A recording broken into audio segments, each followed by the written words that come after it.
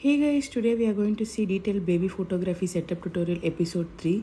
We are using timberwood backdrop and texture brown floor drop and steps door.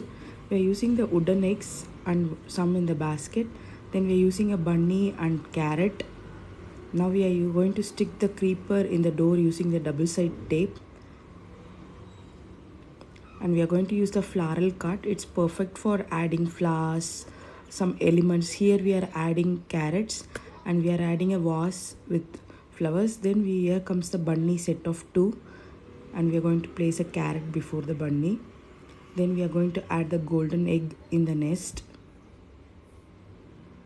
and we are going to add some more greens in this part of the frame so the frame is well balanced. Then we are going to add antique gold lamp. Then comes a macrame mat and the doll with a bunny outfit and a carrot. This is the final edited image. Hope you like it. Thank you.